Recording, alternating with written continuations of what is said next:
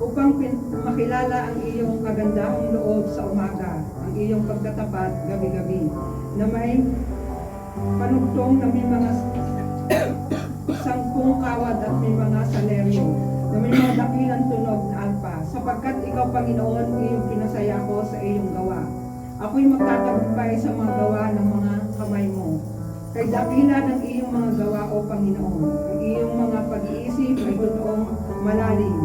Ang taong hangal ay hindi nakakaalam, ni nauunawa man ito ng mangmang.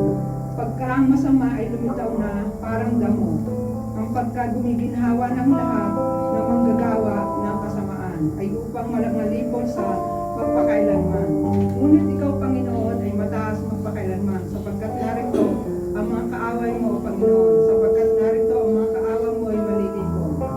Lahat ng mga manggagawa kasamaan man ay mga ngalat, ngunit ang sungay ko ay iyong pinataas na parang sungay na mailap na toro. Ako'y napahiran ng bagong langis, nakita naman ng aking mata ang nasa ko sa aking mga kaaway.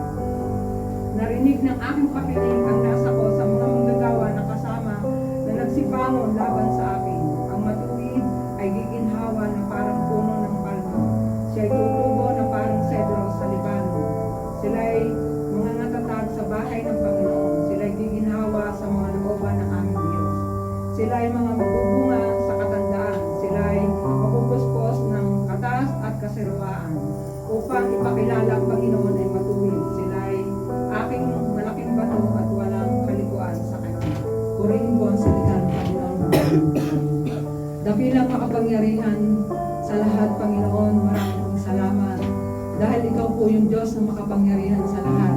Tunay nga po na tapat ka po, Panginoon. Tunay nga po na hindi po nagbabago ang iyong mga pangako, Panginoon. Maraming pong salamat. Dahil ikaw nga po yung patuloy na nagsusustain po ng lahat ng bagay sa aming mga buhay. Tulad po ng nakininga po, Panginoon, yung aming kalakasan, na tunay po na nakakamtan po namin sa araw-araw naming buhay. Yung pag-iingat niyo po, Panginoon, yung pagkalingat, pagmamahal niyo po, Panginoon, ay tunay nga po na pinagpapasalamat po namin po, Panginoon. Tunay nga na purihin ka po sa gabing ito at pasalamatan na karapat-dapat namin po, Ama. Dahil ikaw po yung Diyos na tunay na gumabay po sa amin sa araw-araw po namin trabaho. Kaya po, itinataas ko po namin, dinadakila sa gabing ito po, Panginoon, na patuloy po namin maranasan ang iyong banal na Espiritu po, Panginoon, sa lugar na ito, Panginoon. At tunay nga po na nagpapakumbaba po kami, nagsusumamo, Ama, na nagpapalinis po kami ng puso at isipan po, Panginoon, kung ano man po yung hindi namin nagawa sa salita, sa gawa na hindi po nakalugos sa inyo sa isang linggo namin pagtatrabaho. Tunay nga po na nagpapatawad po, naghihingi po kami ng kapatawaran po, Panginoon, na kayo po ang tunay na magkaloob sa amin upang maging karapat-dapat po kami na tanggapin nyo sa gabing ito po, Panginoon. Dalangin din po namin, Ama, sa lahat po ng binigyan nyo ng opportunity na makatayo sa gabing ito, Panginoon. Ay tunay na kayo po yung kumilos, mag-input ng knowledge at wisdom sa bawat isa po, Panginoon. Magmula po sa maghahandog ng awitin po, Panginoon, sa maghahandog ng ikaw po, Panginoon, at sa maghahayag ng iyong salita. Ay tunay na ikaw po yung makita sa mga buhay po nila, Panginoon, at ikaw po yung maitaas, magdakila sa kanilang buhay sa gabing ito po, Panginoon. At dalangin din po namin ang gawain ito po, Panginoon, yung pagkilos mo, yung banal mo pong Espiritu ay maranasan po namin sa lugar na ito po, Panginoon.